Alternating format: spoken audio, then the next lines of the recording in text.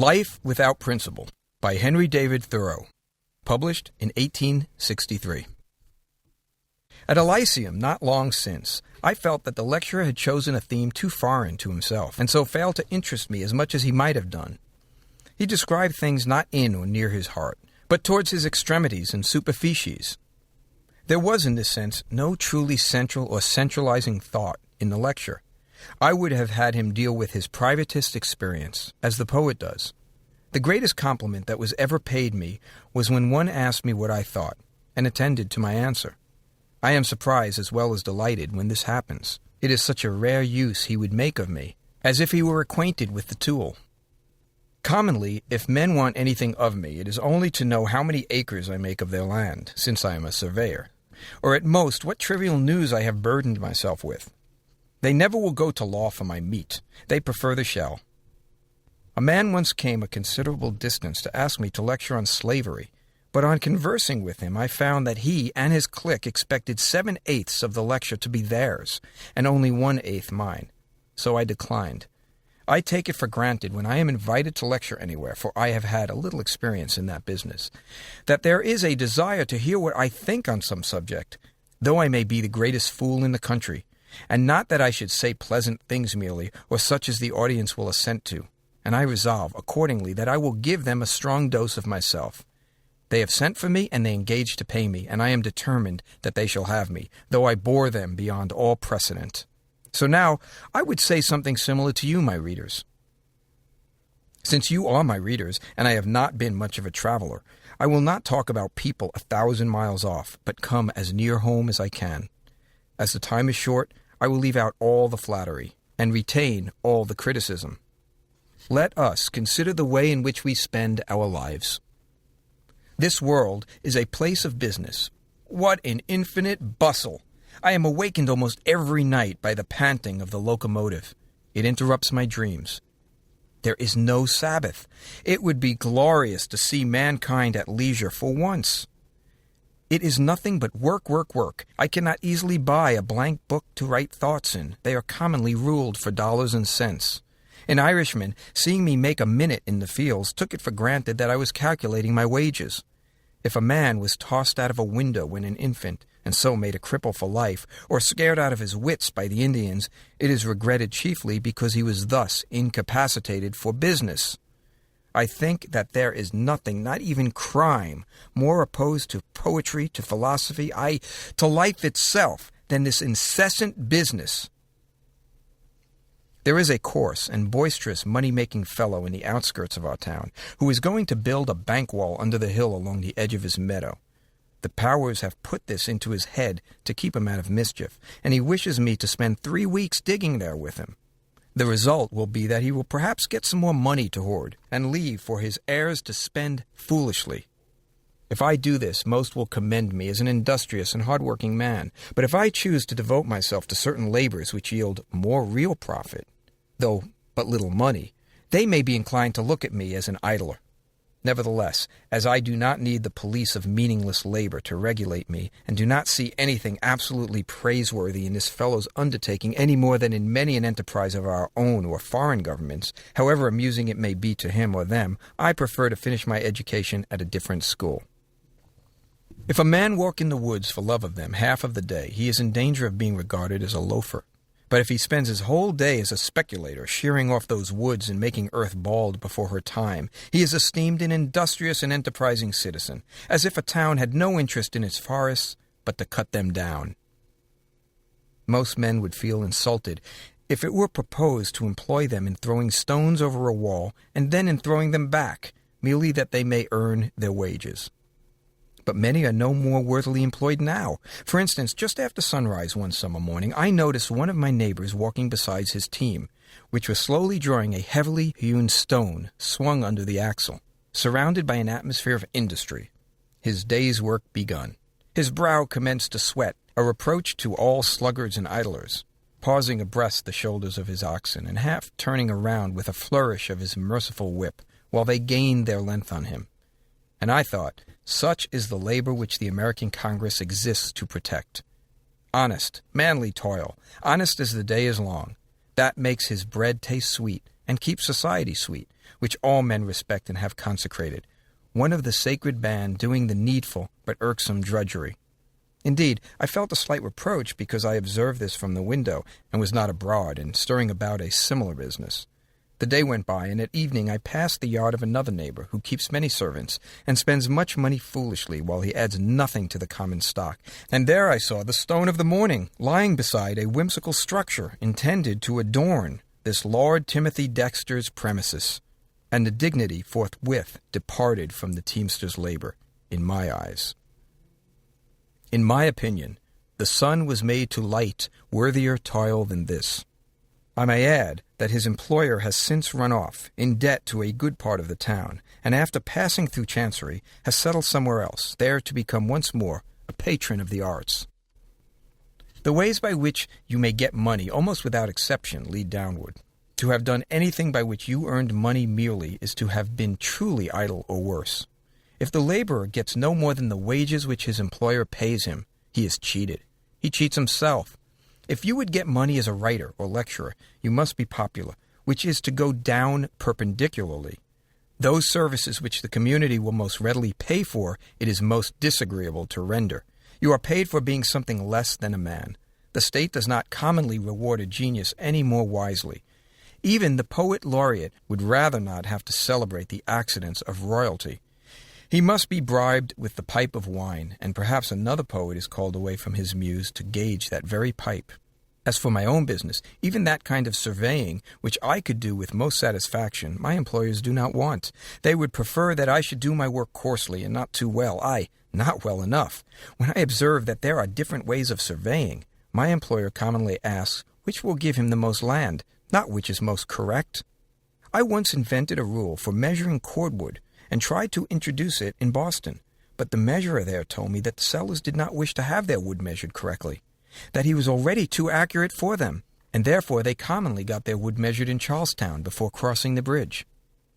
The aim of the laborer should be, not to get his living, to get a good job, but to perform well a certain task, and even in a pecuniary sense, it would be economy for a town to pay its laborers so well they would not feel that they were working for low ends, as for a livelihood merely, but for scientific or even moral ends. Do not hire a man who does your work for money, but him who does it for love of it. It is remarkable that there are few men so well employed, so much to their minds, but that a little money or fame would commonly buy them off from their present pursuit. I see advertisements for active young men as if activity were the whole of a young man's capital. Yet I have been surprised when one has with confidence proposed to me, a grown man, to embark on some enterprise of his, as if I had absolutely nothing to do, my life having been a complete failure hitherto. What a doubtful compliment this is to pay me, as if he had met me halfway across the ocean, beating up against the wind, but bound nowhere, and proposed to me to go along with him. If I did, what do you think the underwriters would say? No, I am not without employment at this stage of the voyage.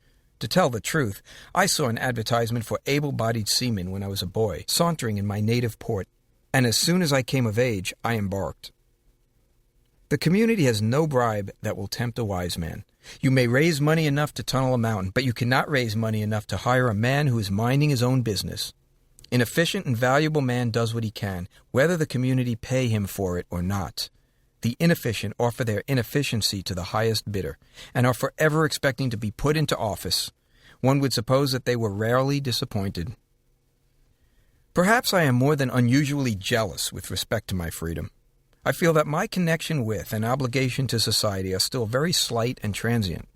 Those slight labors which afford me a livelihood and by which it is allowed that I am to some extent serviceable to my contemporaries are as yet commonly a pleasure to me, and I am not often reminded that they are a necessity. So far, I am successful. But I foresee that if my wants should be much increased, the labor required to supply them would become a drudgery. If I should sell both my forenoons and afternoons to society, as most appear to do, I am sure that for me there would be nothing left worth living for. I trust that I shall never thus sell my birthright for a mess of pottage. I wish to suggest that a man may be very industrious and yet not spend his time well. There is no more fatal blunderer than he who consumes the greater part of his life getting his living, All great enterprises are self-supporting. The poet, for instance, must sustain his body by his poetry, as a steam planting mill feeds its boilers with the shavings it makes. You must get your living by loving. But as it is said of the merchants that 97 in 100 fail, so the life of men generally, tried by this standard, is a failure, and bankruptcy may be surely prophesied. Merely to come into the world, the heir of a fortune is not to be born, but to be stillborn, rather. To be supported by the charity of friends, or a government pension, provided you continue to breathe, by whatever fine synonyms you describe these relations, is to go into the almshouse. On Sundays, the poor debtor goes to church to take an account of stock, and finds, of course, that his outages have been greater than his income. In the Catholic Church, especially, they go into chancery, make a clean confession, give up all, and think to start again. Thus, men will lie on their backs, talking about the fall of man, and never make an effort to get up.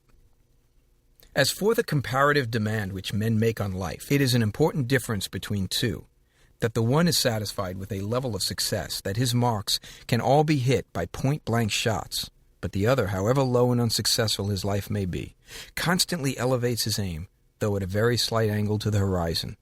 I should much rather be the last man, though, as the Orientals say, greatness doth not approach him who is forever looking down, and all those who are looking high are growing poor. It is remarkable that there is little or nothing to be remembered written on the subject of getting a living, how to make getting a living not merely honest and honorable, but altogether inviting and glorious, for if getting a living is not so, then living is not. One would think, from looking at literature, that this question had never disturbed a solitary individual's musings. Is it that men are too much disgusted with their experience to speak of it? The lesson of value which money teaches, which the author of the universe has taken so much pains to teach us, we are inclined to skip altogether.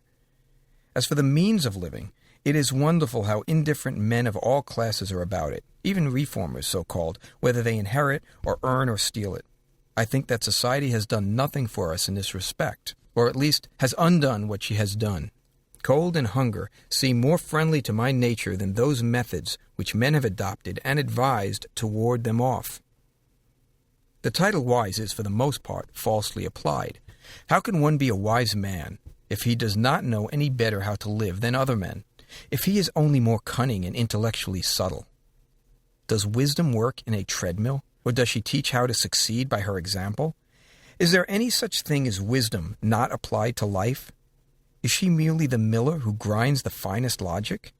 It is pertinent to ask if Plato got his living in a better way, or more successfully than his contemporaries.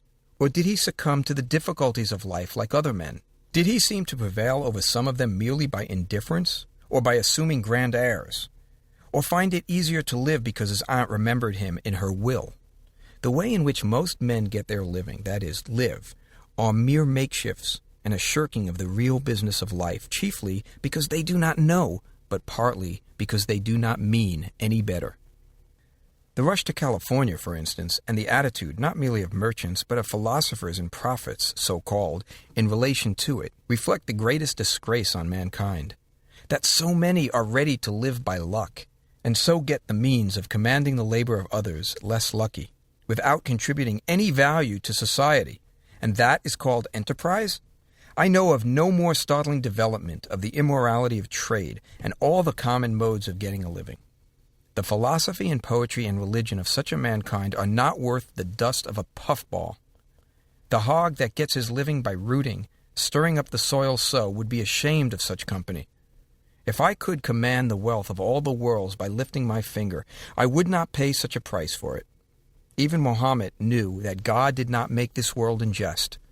It makes God to be a moneyed gentleman who scatters a handful of pennies in order to see mankind scramble for them. The world's raffle, a subsistence in the domains of nature, a thing to be raffled for. What a comment! What a satire on our institutions! The conclusion will be that mankind will hang itself upon a tree. And have all the precepts in all the Bibles taught men only this? And is the last and most admirable invention of the human race only an improved muckrake? Is this the ground on which the Orientals and Occidentals meet? Did God direct us so to get our living, digging where we never planted, and He would, perchance, reward us with lumps of gold? God gave the righteous man a certificate entitling him to food and raiment, but the unrighteous man found a facsimile of the same in God's coffers, and appropriated it, and obtained food and raiment like the former. It is one of the most extensive systems of counterfeiting that the world has seen. I did not know that mankind was suffering for want of gold. I have seen a little of it. I know that it is very malleable, but not so malleable as wit. A grain of gold will gild a great surface, but not so much as a grain of wisdom. The gold digger in the ravines of the mountains is as much a gambler as his fellow in the saloons of San Francisco. What difference does it make whether you shake dirt or shake dice? If you win, society is the loser. The gold digger is the enemy of the honest laborer, whatever checks and compensations there may be. It is not enough to tell me that you worked hard to get your gold. So does the devil work hard. The way of transgressors may be hard in many respects. The humblest observer who goes to the mines sees and says that gold digging is of the character of a lottery. The gold thus obtained is not the same thing with the wages of honest toil. But practically, he forgets what he has seen, for he has seen only the fact, not the principle, and goes into trade there. That is, buys a ticket in what commonly proves another lottery, where the fact is not so obvious. After reading Howard's account of the Australian gold diggings one evening, I had in my mind's eye all night the numerous valleys with their streams all cut up with foul pits, from 10 to 100 feet deep, and a half-dozen feet across, as close as they can be dug, and partly filled with water. The locality to which men furiously rush to probe for their fortunes, uncertain where they shall break ground, not knowing but the gold is under their camp itself, sometimes digging 160 feet before they strike the vein, or then missing it by a foot. Turned into demons and regardless of each other's rights in their thirst for riches. Whole valleys for 30 miles, suddenly honeycombed by the pits of the miners, so that even hundreds are drowned in them. Standing in water and covered with mud and clay, they work day and night, dying of exposure and disease. Having read this and partly forgotten it, I was thinking accidentally of my own unsatisfactory life, doing as others do. And with that vision of the digging still before me, I asked myself why I might not be washing some gold daily. Though it were only the finest particles, why I might not sink a shaft down to the gold within me and work that mine. There is a Ballarat, a Bendigo for you. What though it were a sulky gully? At any rate, I might pursue some path, however solitary and narrow and crooked, in which I could walk with love and reverence. Wherever a man separates from the multitude, and goes his own way in this mood, there indeed is a fork in the road, though ordinary travelers may see only a gap in the paling. His solitary path across lots will turn out the higher way of the two. Men rush to California and Australia as if the true goal were to be found in that direction. But that is to go to the very opposite extreme to where it lies. They go prospecting further and further away from the true lead, and are most unfortunate when they think themselves most successful. Is not our native soil auriferous? Does not a stream from the golden mountains flow through our native valley? And has not this for more than geological ages been bringing down the shining particles and forming the nuggets for us? Yet strange to tell, if a digger steal away, prospecting for this true goal, into the unexplored solitudes around us, there is no danger that any will dog his steps, and endeavor to supplant him. He may claim and undermine the whole valley even, both the cultivated and the uncultivated portions, his whole life long in peace, and no one will ever dispute his claim. They will not mind his cradles or his toms. He is not confined to a claim 12 feet square, as at Ballarat, but he may mine anywhere, and wash the whole wide world in his tom. Howard says of the man who found the great nugget, which weighed 28 pounds, at the Bendigo diggings in Australia. He soon began to drink, got a horse and rode all about, generally at full gallop, and when he met people, called out to inquire if they knew who he was, and then kindly informed him that he was the bloody wretch that had found the nugget. At last he rode full speed against a tree and nearly knocked his brains out. I think, however, there was no danger of that, for he had already knocked his brains out against the nugget. Howard adds, he is a hopelessly ruined man, but he is a type of the class.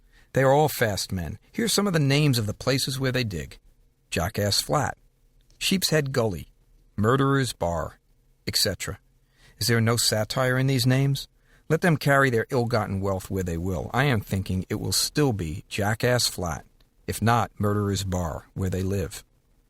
The last resource of our energy has been the robbing of graveyards on the Isthmus of Darien, an enterprise which appears to be in its infancy, For, according to late accounts, an act has passed its second reading in the legislature of New Granada regulating this kind of mining, and a correspondent of the Tribune writes, "In the dry season, when the weather will permit of the country being properly prospected, no doubt other rich guacas, that is, graveyards, will be found."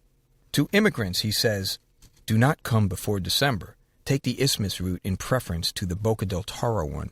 Bring no useless baggage, and do not cumber yourself with a tent, but a good pair of blankets will be necessary. A pick, shovel, and axe of good material will be almost all that is required." Advice which might be taken from the Burker's Guide. And he concludes with this line in italics and small capitals: "If you are doing well at home, stay there," which may be fairly interpreted to mean, if you are getting a good living by robbing graveyards at home, stay there. But why go to California for a text? She is the child of New England, bred at her own school and church. It is remarkable that among all the preachers there are so few moral teachers. The prophets are employed in excusing the ways of men. Most reverend seniors, the Illuminati of the age, tell me with a gracious, reminiscent smile, betwixt an aspiration and a shudder, not to be too tender about these things, to lump all that is, to make a lump of gold of it. The highest advice I have heard on these subjects was groveling. The burden of it was, "It is not worth your while to undertake to reform the world in this particular. Do not ask yourself how your bread is buttered. It will make you sick if you do," and the like. A man had better starve at once than lose his innocence in the process of getting his bread. If within the sophisticated man there is not an unsophisticated man, then he is but one of devil's angels. As we grow old, we live more coarsely. We relax a little in our disciplines, and to some extent cease to obey our finest instincts. But we should be fastidious to the extreme of sanity, disregarding the jibes of those who are more unfortunate than ourselves. In our science and philosophy even, there is commonly no true and absolute account of things. The spirit of sect and bigotry has planted its hoof amid the stars. You have only to discuss the problem, whether the stars are inhabited or not, in order to discover it. Why must we daub the heavens as well as the earth? It was an unfortunate discovery that Dr. Kane was a Mason, and that Sir John Franklin was another. But it was a more cruel suggestion that possibly that was the reason why the former went in search of the latter. There is not a popular magazine in this country that would dare to print a child's thought on important subjects without comment. It must be submitted to the DDs. I would it were the chickadees. You come from attending the funeral of mankind to attend to a natural phenomenon. A little thought is sexton to all the world. I hardly know an intellectual man, even, who is so broad and truly liberal that you can think aloud in his society. Most with whom you endeavor to talk soon come to a stand against some institution which they appear to hold stock. That is, some particular, not universal way of viewing things. They will eventually thrust their own low roof with its narrow skylight between you and the sky, when it is the unobstructed heavens you would view. Get out of the way with your cobwebs. Wash your windows, I say. In some lyceums, they tell me that they have voted to exclude the subject of religion. But how do I know what their religion is, and when I am near to or far from it? I have walked into such an arena and done my best to make a clean breast of what religion I have experienced, and the audience never suspected what I was about. The lecture was as harmless as moonshine to them, whereas if I had read to them the biography of the greatest scamps in history, they might have thought that I had written the lives of the deacons of their church. Ordinarily, the inquiry is, "Where did you come from?" Or, "Where are you going?"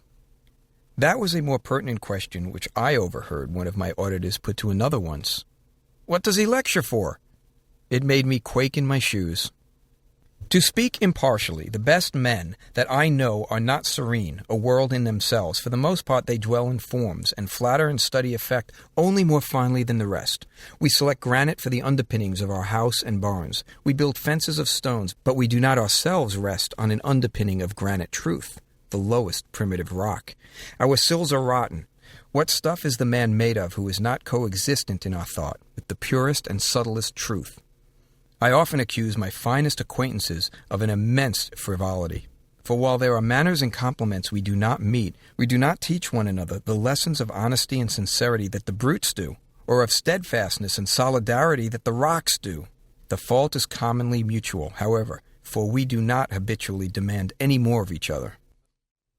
That excitement about Kossuth. Consider how characteristic, but superficial it was. Only another kind of politics or dancing. Men were making speeches to him all over the country, but each expressed only the thought, or the want of thought, of the multitude. No man stood for truth. They were merely banded together as usual, leaning on one another, and all together on nothing. As the Hindus made the world rest on an elephant, the elephant on a tortoise, and the tortoise on a serpent, and had nothing to put under the serpent. For all the fruit of that stir we have the kaseth hat. Just so hollow and ineffectual for the most part is our ordinary conversation. Surface meets surface. When our life ceases to be inward and private, conversation degenerates into mere gossip. We rarely meet a man who can tell us any news which he has not read in a newspaper or been told by his neighbor, and for the most part the only difference between us and our fellow is that he has seen the newspaper or been out to tea and we have not. In proportion as our inward life fails, we go more constantly and desperately to the post office. You may depend on it, that poor fellow who walks away with the greatest number of letters, proud of his extensive correspondence, has not heard from himself this long while. I do not know, but it is too much to read one newspaper a week. I have tried it recently, and for so long it seems to me that I have not dwelt in my native region. The sun, the clouds, the snow, the trees say not so much to me. You cannot serve two masters. It requires more than a day's devotion to know and to possess the wealth of a day. We may well be ashamed to tell what things we have read or heard in our day. I do not know why my news should be so trivial. Considering what one's dreams and expectations are, why the developments should be so paltry. The news we hear, for the most part, is not news to our genius. It is the stalest repetition. You are often tempted to ask why such stress is laid on a particular experience which you have had, that after 25 years you should meet Hobbins, Register of Deeds, again on the sidewalk. Have you not budged an inch then? Such is the daily news. Its facts appear to float in the atmosphere, insignificant as the sporules of fungi, and impinge on some neglected thallus or surface of our minds, which afford a basis for them, and hence a parasitic growth. We should wash ourselves clean of such news. Of what consequence, though our planet explode, if there is no character involved in the explosion? In health, we have not the least curiosity about such events. We do not live for idle amusement. I would not run round a corner to see the world blow up. All summer and far into the autumn, perchance, you unconsciously went by the newspapers and the news, and now you find it was because the morning and the evening were full of news to you. Your walks were full of incidents. You attended not to the affairs of Europe, but to your own affairs in Massachusetts fields. If you chance to live and move and have your being in the thin stratum in which the events that make the news transpire, thinner than the paper on which it is printed, then these things will fill the world for you. But if you soar above or dive below that plane, you cannot remember nor be reminded of them. Really, to see the sun rise or go down every day, so to relate ourselves to a universal fact, would preserve us sane forever. Nations! What are nations? Tartars and Huns and Chinamen. Like insects, they swarm. The historian strives in vain to make them memorable. It is for want of a man that there are so many men. It is individuals that populate the world. Any man thinking may say with the spirit of Loden, I look down from my height on nations, and they become ashes before me.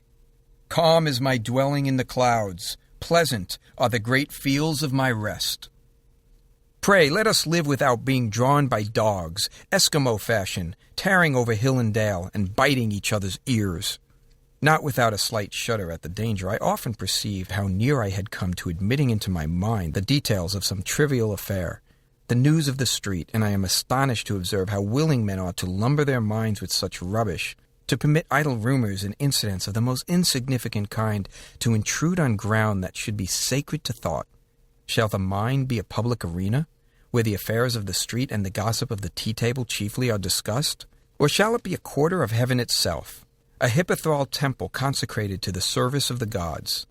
I find it so difficult to dispose of the few facts which to me are significant that I hesitate to burden my attention with those which are insignificant, which only a divine mind could illustrate. Such is, for the most part, the news in newspapers and conversation. It is important to preserve the mind's chastity in this respect. Think of admitting the details of a single case of the criminal court into our thoughts. To stalk profanely through their very sanctum sanctorum, for an hour, aye, for many hours, to make a very barroom of the mind's innermost apartment, as if for so long the dust of the street had occupied us. The very street itself, with all its travel, its bustle, and filth, had passed through the thought's shrine. Would it not be an intellectual and moral suicide? When I have been compelled to sit spectator and auditor in a courtroom for some hours, and have seen my neighbors who were not compelled stealing in from time to time and tiptoeing about with washed hands and faces, it has appeared to my mind's eye that when they took off their hats, their ears suddenly expanded into vast hoppers for sound, between which even their narrow heads were crowded, like the vanes of windmills that caught the broad but shallow stream of sound which, after a few titillating gyrations of their coggy brains, passed out the other side. I wondered if, when they got home, they were as careful to wash their ears as before they washed their hands and faces. It has seemed to me at such a time that the auditors and the witnesses, the jury and the counsel, the judge and the criminal at the bar, if I may presume him guilty before he is convicted, were all equally criminal, and a thunderbolt might be expected to descend and consume them all together. By all kinds of traps and signboards, threatening the extreme penalty of the divine law, exclude such trespassers from the only ground which can be sacred to you. It is so hard to forget what is worse than useless to remember. If I am to be a thoroughfare, I prefer that it be of the mountain brooks, the Parnassium streams, and not the town sewers. There is inspiration, that gossip which comes to the ear of the attentive mind for the courts of heaven. There is the profane and stale revelation of the barroom and the police court. The same ear is fitted to receive both communications. Only the character of the hearer determines to which it shall be opened and to which closed. I believe that the mind can be permanently profaned by the habit of attending to trivial things, so that all our thoughts shall be tinged with triviality. Our very intellect shall be macadamized, as it were, its foundation broken into fragments for the wheels of travel to roll over. And if you would know what will make the most durable pavement, surpassing rolled stones, spruce blocks, and asphaltum, you have only to look into some of our minds which have been subjected to this treatment so long. If we have thus desecrated ourselves, as who has not, the remedy will be by weariness and devotion to reconsecrate ourselves and make once more a fane of the mind. We should treat our minds, that is, ourselves, as innocent and ingenuous children, whose guardians we are, and be careful what objects and what subjects we thrust on their attention. Read not the times, read the eternities. Conventionalities are at length as bad as impurities. Even the facts of science may dust the mind by their dryness, unless they are in a sense effaced each morning, or rather rendered fertile by the dews of fresh and living truth. Knowledge does not come to us by details, but in flashes of light from heaven. Yes, every thought that passes through the mind helps to wear and tear it and to deepen the ruts, which, as in the streets of Pompeii, evince how much it has been used. How many things there are concerning which we might well deliberate, whether we had better know them, had better let their peddling carts be driven, even at the slowest trot or walk, over that bridge of glorious span by which we trust to pass at last from the furthest brink of time to the nearest shore of eternity. Have we no culture, no refinement, but skill only to live coarsely and serve the devil? To acquire a little worldly wealth or fame or liberty and to make a false show with it, as if we were all husk and shell with no tender and living kernel to us? Shall our institutions be like those chestnut burrs which contain abortive nuts, perfect only to prick the fingers? America is said to be the arena on which the battle of freedom is to be fought, but surely it cannot be freedom in a merely political sense that is meant. Even if we grant that the American has freed himself from a political tyrant, he is still the slave of an economic and moral tyrant. Now that the Republic, the res publica, has been settled, it is time to look after the res privata, the private state, to see, as the Roman Senate charged its consuls, ni quid res privata detrimenti caperet, that the private state receive no detriment. Do we call this the land of the free? What is it to be free from King George and continue the slaves of King Prejudice? What is it to be born free and not to live free? What is the value of any political freedom but as a means to moral freedom? Is it a freedom to be slaves or a freedom to be free of which we boast? We are a nation of politicians concerned about the outmost defenses only of freedom. It is our children's children who may perchance be really free. We tax ourselves unjustly. There is a part of us which is not represented. It is taxation without representation. We quarter troops, we quarter fools and cattle of all sorts upon ourselves. We quarter our gross bodies on our poor souls, till the former eat up the latter's substance. With respect to a true culture and manhood, we are essentially provincial still. Not metropolitan, mere Jonathans.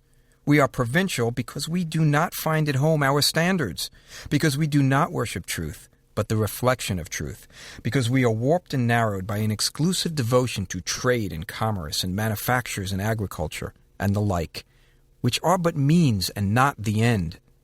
So is the English Parliament provincial. Mere country bumpkins, they portray themselves. When any more important question arises for them to settle, the Irish question, for instance, the English question why I did not say. Their natures are subdued to what they work in. Their good breeding respects only secondary objects. The finest manners in the world are awkwardness and fatuity when contrasted with a finer intelligence. They appear but as the fashions of past days. Mere courtliness, knee-buckles, and small clothes, out of date. It is the vice, not the excellence of manners, that they are continually being deserted by the character. They are cast-off clothes or shells, claiming the respect which belong to the living creature. You are presented with the shells instead of the meat, and it is no excuse generally that in the case of some fishes, the shells are of more worth than the meat. The man who thrusts his manner upon me does as if he were to insist on introducing me to his cabinet of curiosities, when I wish to see himself. It was not in this sense that the poet Dekker called Christ the first true gentleman that ever breathed. I repeat that in this sense the most splendid court in Christendom is provincial, having authority to consult about Transalpine interests only, and not the affairs of Rome. A praetor or proconsul would suffice to settle the question which absorbed the attention of the English Parliament and the American Congress. Government and legislation. These, I thought, were respectable professions. We have heard of heaven-born Numas, Lycurguses, and Solons in the history of the world, whose names at least may stand for ideal legislators. But think of legislating to regulate the breeding of slaves, or the exportation of tobacco. What have divine legislators to do with the exportation or the importation of tobacco? What humane ones with the breeding of slaves? Suppose you were to submit the question to any son of God, and has he no children in the 19th century? Is it a family which is extinct? In what condition would you get it again? What shall a state like Virginia say for itself at the last day, in which these have been the principal, the staple productions? What ground is there for patriotism in such a state? I derive my facts from statistical tables which the states themselves have published. A commerce that whitens every sea in quest of nuts and raisins, and makes slaves of its sailors for this purpose. I saw, the other day, a vessel which had been wrecked and many lives lost, and her cargo of rags, juniper berries, and bitter almonds was strewn along the shore. It seemed hardly worth the while to tempt the dangers of the sea between Leghorn and New York for the sake of a cargo of juniper berries and bitter almonds. America sending to the Old World for her bitters? Is not the sea brine, is not shipwreck bitter enough to make the cup of life go down here? Yet such, to a great extent, is our boasted commerce. And there are those who style themselves statesmen and philosophers who are so blind as to think that progress and civilization depend on precisely this kind of interchange and activity, the activity of flies about a molasses hogshead. Very well, observes one, if men were oysters. And very well, answer I, if men were mosquitoes. Lieutenant Herndon, whom our government sent to explore the Amazon, and it is said to extend the area of slavery, observed that there was wanting there an industrious and active population who know what the comforts of life are, and who have artificial wants to draw out the great resources of the country. But what are the artificial wants to be encouraged? Not the love of luxuries like the tobacco and slaves of, I believe, his native Virginia, nor the ice and granite and other material wealth of our native New England, nor are the great resources of a country that fertility or barrenness of soil which produces these. The chief want in every state that I have been into was a high and earnest purpose in its inhabitants. This alone draws out the great resources of nature, and at last taxes her beyond her resources, for man naturally dies out of her. When we want culture more than potatoes, and illumination more than sugar plums, then the great resources of a world are taxed and drawn out, and the result, or staple production, is not slaves nor operatives, but men, those rare fruits called heroes, saints, poets, philosophers, and redeemers. In short, as a snowdrift is formed where there is a lull in the wind, so one would say, where there is a lull of truth, an institution springs up. But the truth blows right on over it nevertheless, and at length blows it down. What is called politics is comparatively something so superficial and inhuman that practically I have never fairly recognized that it concerns me at all. The newspapers, I perceive, devote some of their columns specially to politics or government without charge, and this, one would say, is all that saves it. But as I love literature and to some extent the truth also, I never read those columns at any rate. I do not wish to blunt my senses of right so much. I have not got to answer for having read a single president's message. A strange age of the world this, when empires, kingdoms, and republics come a-begging to a private man's door and utter their complaints to his elbow. I cannot take up a newspaper, but I find that some wretched government or other, hard pushed and on its last legs, is interceding with me, the reader, to vote for it. More importune than an Italian beggar, and if I have a mind to look at its certificate, made perchance by some benevolent merchant's clerk, or the skipper that brought it over, for it cannot speak a word of English itself, I shall probably read of the eruption of some Vesuvius, or the overflowing of some Po, true or forged, which brought it into this condition. I do not hesitate in such a case to suggest work, or the almshouse, or why not keep its castle in silence, as I do commonly. The poor president, what with preserving his popularity and doing his duty, is completely bewildered. The newspapers are the ruling power. Any other government is reduced to a few Marines at Fort Independence. If a man neglects to read the Daily Times, government will go down on its knees to him, for this is the only treason in these days. Those things which now most engage the attention of men, as politics and the daily routine, are, it is true, vital functions of human society, but should be unconsciously performed, like the corresponding functions of the physical body. They are infrahuman, a kind of vegetation. I sometimes awake to a half-consciousness of them going on about me, as a man may become conscious of some of the processes of digestion in a morbid state, and so have the dyspepsia, as it is called. It is as if a thinker submitted himself to be rasped by the great gizzard of creation. Politics is, as it were, the gizzard of society, full of grit and gravel, and the two political parties are its two opposite halves, sometimes split into quarters, it may be, which grind on each other. Not only individuals, but states have thus a confirmed dyspepsia, which expresses itself, you can imagine, by what sort of eloquence. Thus, our life is not altogether a forgetting, but also, alas, to a great extent, a remembering of that which we should never have been conscious of, certainly not in our waking hours.